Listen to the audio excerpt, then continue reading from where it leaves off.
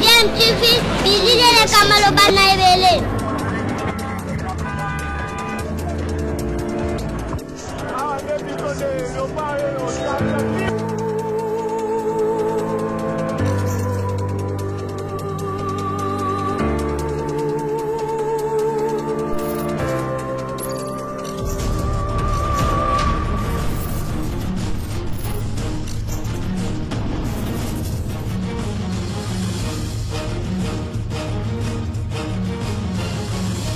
DMTV toujours en avant.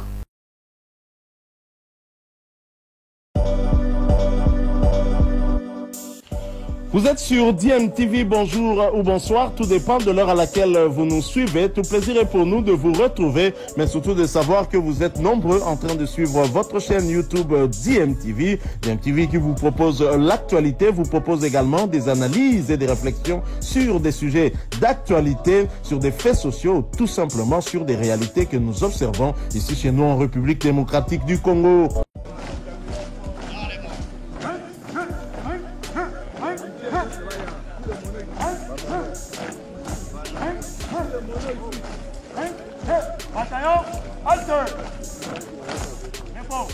C'est une journée spéciale pour le centre d'entraînement des troupes de parachutistes commando qui vient de dévoiler les secrets de la première étape consacrée aux démonstrations au sol. C'est là après 18 mois de formation à la base Lumoué. Grâce à la volonté du commandant suprême, Félix Antoine Tshisekedi Tshilombo, qui veut faire de l'armée une armée modernisée, apte à faire face à toutes sortes d'éventualités. Voici la preuve.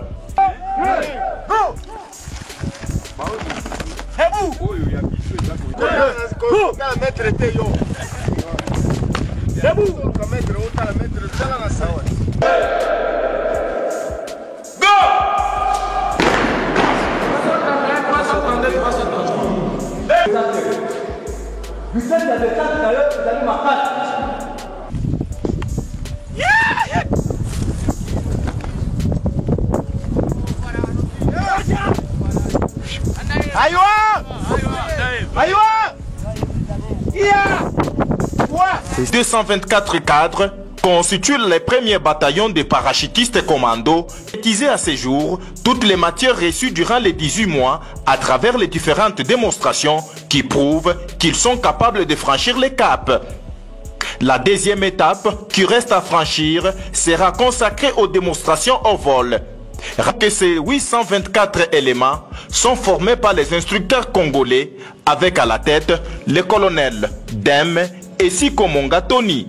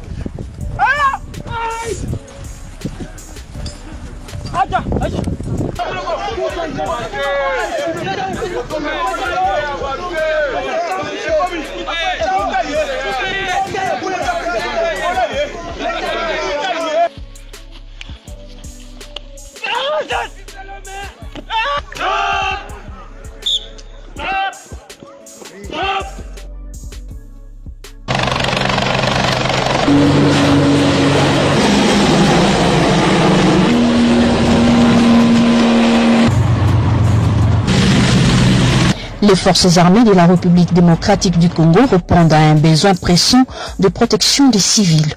Avec sa nouvelle dotation en embarcation flottante et d'un petit porteur, ce 21 mars 2022, elles ont procédé à une manœuvre aéronavale tout en s'exerçant dans une simulation de libération d'otages par les Marines congolaises. Ce, à la satisfaction du gouverneur militaire, le lieutenant-général Constant Dimakomba, qui salue le professionnalisme de l'équipage 100% congolais. Là, je suis très fier que le commandant suprême ait pensé à nous et nous avons notre équipe. Et ça fait grandement plaisir. Et je vous dis que nous sommes au service de la nation, au service de notre population, plus précisément de la population qui vous en cette période d'état de siège. Je vous souhaite un bon travail et nous sommes ensemble.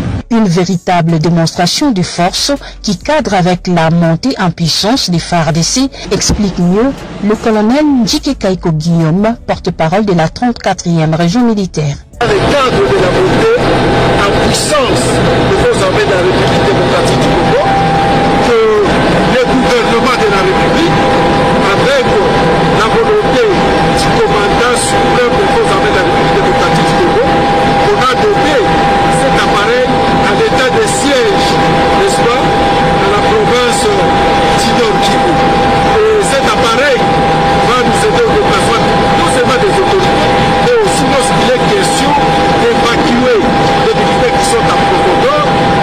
Cet appareil VIP, n'est-ce pas, doté par la volonté du gouvernement de la République et du commandant suprême à l'état de siège, va beaucoup s'aider.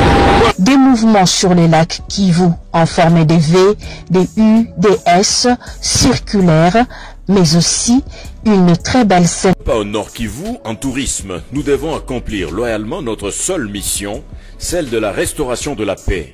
Propos du gouverneur militaire du Nord Kivu, le lieutenant-général Constant Ndima Kanga, c'est vendredi 17 mars 2023. C'était au cours de la cérémonie de remise-reprise du bâton de commande des opérations en province. Le lieutenant-général Mbangu Mashita Marcel a remis la conduite au lieutenant-général Constant Ndima pour la poursuite de la mission de défense de l'intégrité territoriale. C'était sous une pluie fine, en signe de bénédiction, que la remise-reprise s'est effectuée. Constant Ndima n'a pas manqué de rendre un vibrant hommage au commandant suprême de l'armée, Félix-Antoine Tshisekedi Tshilombo. Je rends hommage au président de la République, commandant suprême des forces armées et de la police nationale congolaise pour sa confiance renouvelée à ma personne. Et je lui promets, en tant que mon commandant suprême, de remplir loyalement et fidèlement les fonctions qui me sont confiées. Nous serons tous autour de lui pour répondre à l'appel de notre population pour lui donner la paix tant attendue. Nous avons une mission ici au Nord Kivu. Nous ne sommes pas en tourisme. Nous sommes venus répondre à la mission nous confiée par le commandant suprême et notre hiérarchie. Je vous exhorte d'être disciplinés autour de ma personne pour qu'ensemble nous arrivons effectivement à l'objectif nous assigné, c'est-à-dire la paix au Nord Kivu. Le commandant des opérations sortant, le lieutenant-général Mbangu Marcel, avant de regagner Kisangani, son quartier général pour la 3e zone de défense, a rappelé à son successeur de la primauté des opérations. Nous estimons que nous allons garder contact avec vous parce que ce qui est beaucoup plus important pour nous, ce sont les relations. Au finish. Lendemain de la remise et reprise administrative entre, d'une part, le lieutenant-général Marcel Mbangu Mashita, commandant des opérations Nord Kivu sortant et commandant de la 3e zone opérationnelle, et le gouverneur du Nord Kivu, le lieutenant-général Constant Ndima Kanga, nouveau commandant des opérations militaires au Nord Kivu, c'est au tour de la reprise de positions militaires ce 18 mars 2023 par le lieutenant-général Constant Ndima Kanga. Deniragongo à Massissi, le lieutenant-général Constant Ndima Kanga s'est rendu à Kibumba, à Roussayo, à Kimoka, puis à Mobambiro. Question de palper du doigt les fronts physiques qui ont été inspectés par la chaîne de commandement. Venons de passer du fusil à la remise et reprise administrative. Nous passons aujourd'hui à la remise et reprise du terrain. Raison pour laquelle vous me voyez avec le commandant 3e zone de défense qui a cédé la conduite des opérations au gouverneur militaire qui devient le sens à charge de la conduite des opérations. Vous me demandez la situation aujourd'hui sur le terrain. La situation dans l'ensemble est relativement calme. Le gouverneur du Nord Kivu a par l'occasion constaté une nouvelle violation de cessez-le-feu par la coalition M23 à Kabaya. où les forces loyalistes ne se laissent pas du tout faire. Dans leur mission régalienne, les forces armées de la République démocratique du Congo défendent la patrie contre l'invasion rwandaise.